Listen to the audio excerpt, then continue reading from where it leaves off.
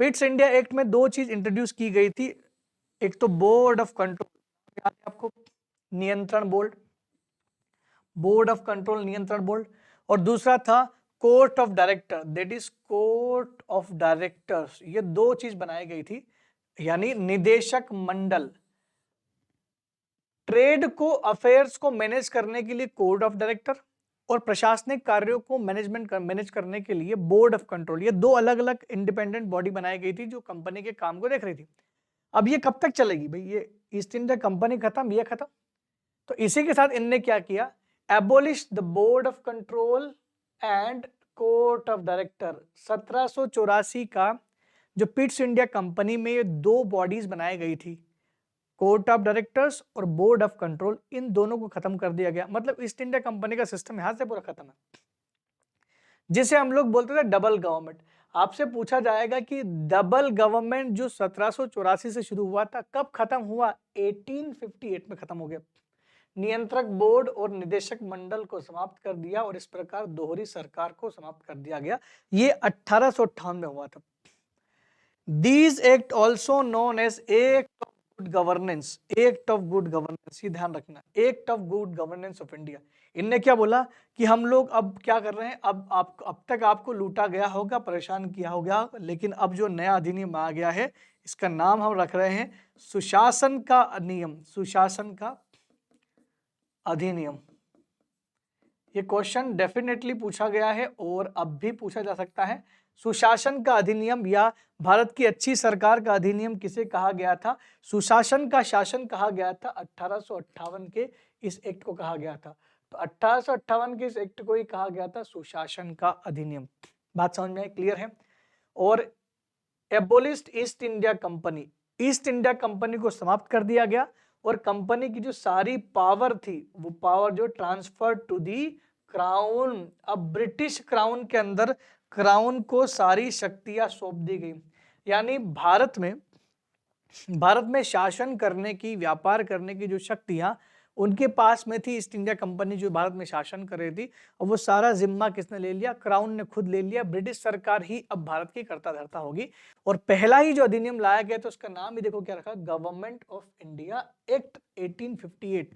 इससे वो ये जाहिर करने का प्रयास कर रहे थे कि अब भारत के लिए ही भारत की सरकार चलाएंगे, अब सरकार ब्रिटिश की नहीं, भारत सरकार, भारत। तो ये भारत शासन अधिनियम 1858 लाया गया था। तो बहुत शातिर लोग थे, इनको बहुत चीजें पता थी कि अगर खाली इनका नाम भी लिख दोगे ना भारतीयों को तो खुश हो जाएंगे, ऐसा उनको लगता था। वायसराय जो था वो नया पद लाया गया, viceroy the new designation of the governor general of India. Governor general of India की जगह नया पद नाम था गवर्नर जनरल को क्या बना दिया गया, वायसराय। और वही भाई साहब लॉर्ड कैनिंग को ही बनाया गया। बात तो वही है ना, अगर आप किसी व्यक्ति को कुछ नया पद लेके आ रहे हो और पुराने व्यक्ति को बना दे तो मतलब क्या हुआ। अगर मैं बोल दूं कि मध्य प्रदेश ने व्यापम का नाम बदल के प्रोफेशनल एग्जामिनेशन बोर्ड कर दिया तो उससे क्या होगा, जो लोग काम करने वाले वो थोड़ी बदले, आपने केवल नाम बदल दिया था। मतलब old wine in a new बोतल ये कह सकते हैं, पुरानी शराब को नई बोतल में भर के पेश किया गया। तो यही किया गया कि लॉर्ड कैनिंग साहब को ही वायसराय बना देगा, भारत का पहला वायसराय बने थे ये। और who was the direct representative of British crown, जो सीधा क्राउन के रिप्रेजेंटेटिव थे, ब्रिटिश क्राउन के सीधे प्रत्यक्ष रूप से क्या थे, वो प्रतिनिधि हुआ करते थे। सारी बात उनको बोलेंगे। अब एक नया ऑफिस क्रिएट किया गया, भारत का secretary of state of India, Bharat का राज्य सचिव, राज्य सचिव का नया पोस्ट दिया गया। ये यूं कहो कि ये राज्य सचिव बहुत पावरफुल था, लाइक पीएम, प्राइम मिनिस्टर के बराबर का हो रखता था। जैसे अगर मैं बोलूं कि ये वायसराय प्रेसिडेंट है तो प्राइम मिनिस्टर कौन है, ये सचिव प्राइम मिनिस्टर है, और इसकी बात माननी पड़ती थी इनको। ये दोनों एक साथ काम करते थे मिलजुल करके, लेकिन सचिव का भी बहुत बड़ा ओहदा था। आज भले ही हम लोग बोले कि राष्ट्रपति बहुत पावरफुल होते हैं, बहुत ऊपर होते हैं, उनके नीचे ही प्रधानमंत्री होते हैं, लेकिन सबको पता है कि प्रधानमंत्री ओरिजिनल पावर लेके बैठे हुए हैं। वैसे ही कुछ यहाँ भी था। तो आपको अक्सर जगह पर सेक्रेटरी के नाम भी आएंगे, ठीक है, तो सेक्रेटरी के नाम भी आपको यहाँ पर देखने को मिलेंगे। चलिए अब आगे बढ़े। और मैं ये बता दूं कि जो पहला सेक्रेटरी बना था उसका नाम जरूर पूछ लेगा, मैं नाम लिख देता हूं, आप इसको देख लेना। Lord Stanley, Lord Stanley, first secretary of Indian state, Bharat का पहला सेक्रेटरी था लॉर्ड स्टैनली। तो ये ध्यान रखना आप। The viceroy was the new designation post in at the place of governor general of India. Governor general of India की जगह पर नया एक पोस्ट इंट्रोड्यूस किया गया विच इज कॉल्ड वायसराय। नाम वाम सब वही है, बस ये कि वो पावर थोड़ी सी चेंज की गई। अब जो गवर्नर जनरल के पास बहुत ज्यादा हाईली पावरफुल था, उसकी पावर को दो लोगों में बांट दिया, वायसराय और सेक्रेटरी ऑफ स्टेट। तो इस सेक्रेटरी ऑफ स्टेट जो है वो एक नया पोस्ट लाया गया था और बहुत कमाल का पोस्ट था ये, सीधा ब्रिटिश सरकार को ही रिपोर्ट करता था। अब था कि लेजिस्लेटिव पावर बॉम्बे और मद्रास की जो छीनी गई थी वो वापस से उनको दे दी गई थी। लेजिस्लेटिव पावर, विधायी शक्तियां जो है वापस से बहाल की गई कि आपको विधायी शक्तियां वापस से दी जा रही है। लेकिन मैं आपको बता दूं कि ये विधायी शक्तियां वापस देने का जो काम हो रहा था 1858 के बाद जो नेक्स्ट अधिनियम ला रहे थे, क्योंकि उनको पता था लॉर्ड कैनिंग को कि अब दिक्कत है, समस्या पैदा हो रही है, अब भारतीयों को वापस पावर देने की जरूरत है, भारतीय लोगों को लेकर क्या हो। तो एक नया एक्ट लाया गया जिसका नाम था इंडियन काउंसिल एक्ट।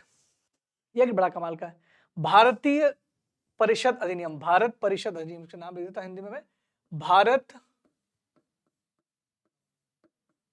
परिषद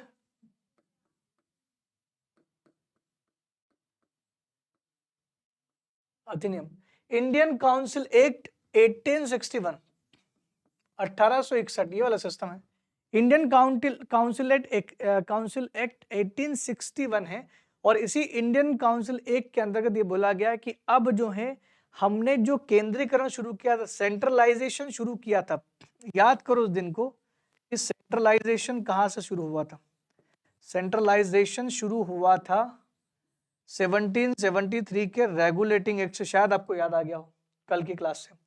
1773 के रेगुलेटिंग एक्ट से सेंट्रलाइजेशन शुरू हुआ था और यही सेंट्रलाइजेशन, यही केंद्रीकरण शासन को पूरा हो गया था 1833 में, 1833 में सेंट्रलाइजेशन कंप्लीट हो चुका था, यहां से शुरू हुआ था, ये तो स्टार्ट था। तो आपको दो एक तो याद रखना है कि केंद्रीकरण की शुरुआत अंग्रेजों ने कौन से अधिनियम से की थी, 1773 से, और सेंट्रलाइजेशन कंप्लीट कब हुआ था, 1833 यानी 1833 में कंप्लीट हो चुका था। ये दो इंफॉर्मेशन मैं पहले भी दे चुका हूं आपको। तो फिर यहाँ क्या हुआ, यहाँ मैं इसका जिक्र क्यों कर रहा हूँ, यहाँ इसका जिक्र इसलिए कर रहा हूँ, सेंट्रलाइजेशन का मतलब क्या होता है पहले समझ लो, फिर उसके बाद दूसरा शब्द मैं आपको बताऊंगा। सेंट्रलाइजेशन का मतलब होता है सारी पावर आपके पास जितने भी जगह, सबकी पावर एक जगह इकट्ठी कर देना। बंगाल और मद्रास की लेजिस्लेटिव और एग्जीक्यूटिव पावर को इन लोगों ने क्या कर दिया था, लेजिस्लेटिव पावर को, सारी पावर को बंगाल में जाके खड़ा कर दिया और बंगाल के पास सारी पावर आ गई थी अब। लेकिन 1833 में बोला गया कि भारत का गवर्नर जनरल होगा, अब सारी power governor general of India के पास होगी, तो वो सेंट्रलाइजेशन का एक पीक था। अब सेंट्रलाइजेशन को खत्म करना है तो उसका उल्टा शब्द आता है डिसेंट्रलाइजेशन। डिसेंट्रलाइजेशन यानी विकेंद्रीकरण।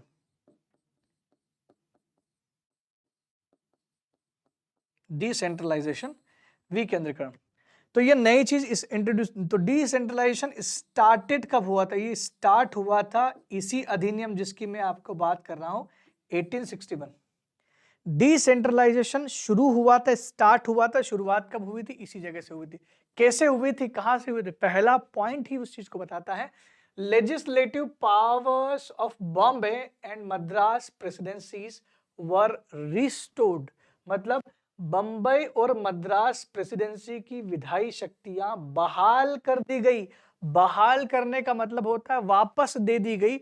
वो जो शक्तियां आपने 1773 में छीन ली थी, वो जो शक्तियां आपने 1833 में कंप्लीटली खत्म कर दी थी, उन्हीं शक्तियों को 1861 में रिस्टोर किया गया। The legislative power of Bombay and Madras presidencies are restored, which means decentralization process started, यानी जो विकेंद्रीकरण की प्रक्रिया थी उसकी शुरुआत कहां से हुई, 1861 से। अगर मैं यहां लिख दूं कि हर एक प्रांत को, अगर मैं लिख दूं कि हर एक राज्य को ही सारी पावर हमने वापस दे दी, एवरी प्रेसिडेंसीज, एवरी प्रोविंसेस जितने भी थी हमारे इंडिया में, सभी को पावर दे दी गई, तो मैं उसको बोलूंगा डिसेंट्रलाइजेशन पूरी इंडिया में हो गया। लेकिन ये केवल किसकी बात कर रहा है, केवल बॉम्बे और मद्रास की बात कर रहा था। बॉम्बे और मद्रास को पावर दे दी गई तो ये डिसेंट्रलाइजेशन शुरू हो गया, लेकिन ये डिसेंट्रलाइजेशन कंप्लीट कब हुआ था? 1937, यही लिख लो, याद रहेगा। 1937 को इसको ये पूरी तरह से पूर्ण हो गया, कंप्लीट हो गया, कंप्लीट। डिसेंट्रलाइजेशन कंप्लीट माना जाता है। तो when decentralisation completed 1937, when started 1861, ये दो चीज ध्यान रखना, आपको याद रहेगी, हमेशा याद रखना पड़ेगा। इसको इस तरह से समझो, क्वेश्चन बहुत ट्रिकी आते हैं, लेकिन छोटी छोटी चीजों से घुरा फिरा के क्वेश्चन पूछते हैं, इसलिए आप इसको इस तरह से पढ़िएगा। मैं इसको मिटा रहा हूं और मैं फिर से अपने मुद्दे पर आता हूं। मुद्दा है कि 1861 का जो काल था, यहां से इसका नाम क्या रखा गया? Indian council act. एक तो हम लोग एक्ट पढ़ते पढ़ते समझते हैं कि क्यों नाम रखा गया, क्या रखा गया, जब तक, और इंजीनियर आदमी तो ऐसा है कि जब तक उसको तर्क नहीं देंगे तब तक उसको पढ़ने में मजा नहीं आएगा। काउंसिल का मतलब होता है परिषद। परिषद जो वायसराय की काउंसिल होती थी, executive council, legislative council, viceroy साहब के साथ जो उनकी मंत्री परिषद होती थी, उसमें लोगों की संख्या बढ़ाई गई कि अब देश में जनसंख्या बढ़ रही है, प्लस आपके पास देश बड़ा आ गया है, तो अब इनको बढ़ा दो। पहले 6 थी, अब 12 कर दो, पहले 12 थी, अब 18 कर दो। तो ऐसे बढ़ाते बढ़ाते ये 40, 60, 70 तक पहुंच गए। तो ये लगातार जहां काउंसिल दिखेगा ना, समझ लेना कि परिषदों की संख्या बढ़ाई गई। और यहाँ पर वायसराय लॉर्ड कैनिंग ने nominated 3 Indians to the legislative council। Viceroy Canning ने विधान परिषद में 3 भारतीयों को नॉमिनेट किया था। नॉमिनेट का मतलब होता है मनोनीत किया था। अब मनोनीत का मतलब, नॉमिनेट का मतलब होता है जिसका इलेक्शन नहीं होता, सीधा नाम से बुला लिया हो, नाम से बुला लिया हो। तो इसमें 3 इंडियंस थे। नंबर 1 थे महाराजा ऑफ पटियाला। पटियाला जगह का नाम भी हो सकता है, आप जो सोच रहे हैं केवल वही चीज नहीं होती है। तो महाराजा पटियाला, राजा ऑफ पटना, और तीसरा जो थे वो थे सर दिनकर राव। सर दिनकर राव, ये 3 लोगों को नॉमिनेट किया गया था। सर दिनकर राव, महाराजा पटियाला, शायद आपको ढंग से दिखाई नहीं दे रहा होगा, मैं एक बार से अच्छे से लिख दूं, महाराजा ऑफ पटियाला, महाराजा पटियाला, महाराजा पटना, और नेक्स्ट जो थे वो थे राजा पटना और सर दिनकर राव। इन 3 लोगों को नॉमिनेट किया गया था वायसराय कैनिंग के द्वारा। ये ध्यान रखिएगा, 1861 में पहली बार 3 इंडियन को वायसराय की काउंसिल में एज ए नॉमिनेटेड मेंबर, मनोनीत सदस्य चुना गया था। ये मनोनीत सदस्य के पास पावर कुछ भी नहीं थी। हाँ, ये उनके साथ बैठ सकते थे, उन मीटिंग्स में जा सकते थे और सुन सकते थे कि भाई भारत के लिए क्या निर्णय लिए जा रहे हैं। इसलिए 1861 जो है वो इंपॉर्टेंट था। 1861 के बाद सीधी सी उसी 1861 में कुछ और चीजें शुरू की गई थी, और वो ये की गई थी कि portfolio system was recognised. Portfolio प्रणालियों को मान्यता प्रदान की गई। दोस्तों ये काम बहुत कमाल की चीज। पोर्टफोलियो क्या होता है? पोर्टफोलियो का मतलब होता है फाइल सिस्टम जो है ना, ये फाइल सिस्टम जो आज इंडिया में चल रहा है, फाइलें फाइलें फाइलें फाइलें थप्पियां लगी रहती हैं, पूरा सिस्टम इंडिया में डॉक्यूमेंटेड चलता है। डॉक्यूमेंटेड, आपको पता ना, हर एक चीज का डॉक्यूमेंट फाइल आपको मिल जाएगा। आप किसी भी इंडियन गवर्नमेंट के डिपार्टमेंट में चले जाइए, आपको सालों पुराने रिकॉर्ड भी देखना है ना, वो सारे रिकॉर्ड मेंटेन करने का काम अंग्रेजों ने शुरू कर दिया था कि अब हम लोग जो भी काम करेंगे उसको लिखेंगे, जो भी करेंगे वो लिखेंगे, सारी चीज लिख करके रखना शुरू कर दी, हर चीज के रिकॉर्ड मेंटेन करना शुरू कर दिया। और आज भी इंडियन गवर्नमेंट हर रिकॉर्ड मेंटेन करती है। उससे क्या होता है कि आपने उस साल पहले या इतने साल पहले जो भी किया होगा वो आपके पास हर एक चीज का रिकॉर्ड मेंशन रहता है। इसलिए पुराने से पुराने लोगों का बर्थ सर्टिफिकेट या कोई चीज हुई हो तो वो भी आप सारी कुछ चीजें निकाल सकते हैं। विकेंद्रीकरण की शुरुआत हुई, मैं पहले ही बता चुका हूं आपको। Decentralisation process started initiated with the presidencies of Madras and Bombay being restored their legislative power. ये सबसे पहले ही मैंने बता दिया आपको कि डिसेंट्रलाइजेशन की प्रोसेस यानी विकेंद्रीकरण की शुरुआत की गई वापस से अंग्रेजों ने, और आज भी देश में विकेंद्रीकरण है। आज तो देश में डिसेंट्रलाइजेशन बहुत तगड़ा वाला है। कैसे है? डिसेंट्रलाइजेशन का मतलब होता है पावर को बांट दो। प्रधानमंत्री के पास भी पावर है, मुख्यमंत्री के पास भी पावर है, सरपंच के पास भी पावर है। तो देश में ऊपर से ऊपर ओहदे से लेकर के नीचे से नीचे तबके तक के व्यक्तियों को देश के विकास में अगर कुछ काम करने का पावर आपने दे दिया है, एग्जीक्यूटिव हो या लेजिस्लेटिव, उससे कोई मतलब नहीं, पावर तो है, लेकिन अगर शक्तियों को जितना हो सके बांट दो, गांव-गांव तक बांट दिया गया, तो उसी को तो बोलते हैं डिसेंट्रलाइजेशन। सारी पावर एक जगह थोड़ी ना है, हर जगह अलग-अलग सिस्टम है। यही होता है डिसेंट्रलाइजेशन।